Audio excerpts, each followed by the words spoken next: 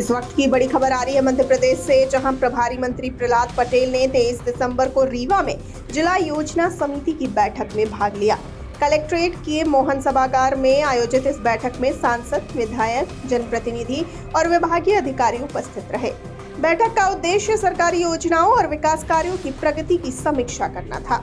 आपको बता दें कि प्रभारी मंत्री ने मनरेगा, प्रधानमंत्री आवास योजना, विद्युत और पेयजल से जुड़ी समस्याओं पर चर्चा की।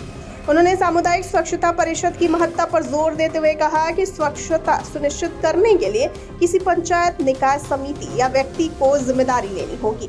उन्होंने कहा कि स्वच्छता बनाए रखने के लिए कठोर कदम उठाने की आवश्यकता है और स्वच्छता की निरंतरता के लिए पानी की आपूर्ति सुनिश्चित करना अनिवार्य है। बता दें कि पेयजल योजनाओं पर चर्चा के दौरान उन्होंने सिंगल विलेज स्कीम की प्रगति का उल्लेख किया, जो 9 महीने की देरी से चल रही है। मंत्री ने विश्वास जताया कि जुलाई 2025 तक इस योजना के तहत सभी ग्रामीण क्षेत्रों को पेयजल की सुविधा प्रदान की जाएगी। प्रभारी मंत्री ने जनप्रतिनिधियों और अधिकारियों के प्रयासों की सराहना की और कहा कि महत्वपूर्ण विषयों की गहन समीक्षा के लिए आगामी सांसद बैठक में विस्तार से चर्चा होगी। उन्होंने स्वच्छता और पानी जैसी मूलभूत आवश्यकताओं के समाधान के लिए ठोस कार्रवाई का आश्वासन दिया। बैठक में योजनाओं के प्रभावी क्रियान्वयन और समस्याओं के समाधान पर विशेष जोर दिया गया, जिससे जिले में विकास कार्यों को गति मिल सके।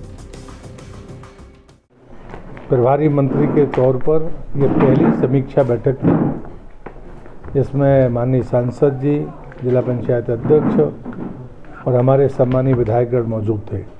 इस बैठक में मैंने विशेष तौर पर जनपद अध्यक्षों को भी आमंत्रित किया था और जनपद सीओस को भी, क्योंकि जो हमारे समीक्षा के बिंदु थे उनमें मनरेगा है, प्रधानमंत्री आवास है, विद्युत है और पेयजल और एनएच की जो समस्याएं थीं उनको लेकर आज समीक्षा थी। मैंने ये भी तय किया है, माननीय मुख्यमंत्री जी ने भी ये बात कही है कि हम विषयों को लें और उन्हीं को संपूर्णता में उनकी समीक्षा करें। फॉलोअप के लिए माननीय सांसद जी से मैंने आग्रह किया है कि वो इसके 20 दिन बाद करीब दिशा की बैठक लेंगे, तो इनमें से 2-3 विषय जो महत्वपूर्ण और आए हैं उनके फॉलोअप माननीय सांसद जी करेंगे। मुझे खुशी है कि जनप्रतिनिधि गणों ने भी अपनी बात जिम्मेदारी के साथ और गंभीरता के साथ रखी है। अधिकारियों ने भी उसके समुचित जवाब दिए हैं। किसी भी मामले में अगली बैठक में देखेंगे ऐसा नहीं हुआ है। 2 मामलों में मैंने ज़रूर कहा है कि अगली बैठक में उसकी संपूर्ण जानकारी दीजिए। जैसे शौचालय का मामला था, सामुदायिक स्वच्छता परिषद की बात थी, क्योंकि मैं ये मानता हूँ कि सामुदायिक स्वच्छता परिषद उनकी जिम्मेदारी किसी न किसी को लेनी होगी, अन्यथा उनकी स्वच्छता नहीं रह सकती। पानी की निरंतरता के बगैर वो स्वच्छ नहीं रह सकते। उन सब के लिए भी कोई ना कोई कठोर कदम उठाने की ज़रूरत है ताकि वो नियमित स्वच्छता उसमें हो सके। अब वो पंचायत ले या कोई स्थानीय निकाय या कोई समिति या कोई व्यक्ति अगर कोई इसमें अगुवाई करेगा तो हम उसके साथ खड़े होंगे, अन्यथा वो बाकी सामुदायिक स्वच्छता परिषद स्वच्छ रहते हैं जो जिन पर लोग भुगतान करते हैं, लेकिन यहाँ पर नहीं हो पाते। इसी प्रकार पेयजल योजनाओं की समीक्षा हुई है, जो सामूहिक पेयजल योजना और चाहे ग्राम पंचायत की स्वतंत्र सिंगल विलेज स्कीम हो। क्योंकि मैं भारत सरकार का मंत्री रहा हूँ तो बिंदु बार उस पर बहुत अच्छा डिस्कशन हुआ है।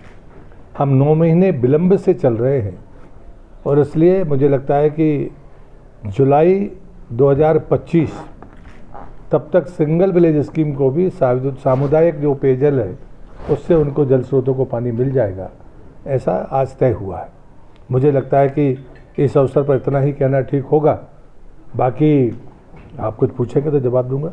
कई जनपद अध्यक्ष प्रतिनिधि को बाहर किया गया, बैठक से आए हुए थे। नहीं, किसी को बाहर नहीं किया। उनसे विनम्रता से मैंने आग्रह किया कि जो अपेक्षित जनप्रतिनिधि हैं, जनप्रतिनिधि को ही बैठना चाहिए बैठक। जल जीवन मिशन में उनसे मैंने निवेदन किया है, उनको बाहर नहीं किया, ऐसा मत कहिए।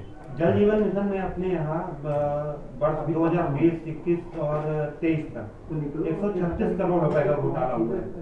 कलेक्टर ने जांच कराया है तो पूरे तथ्यों के साथ, लेकिन संबंधितों के खिलाफ अभी तक कोई कार्रवाई नहीं हुई। नहीं, ऐसी कोई बात उसमें हमारी चर्चा में किसी माननीय विधायक ने या बाकी ने नहीं उठाई है।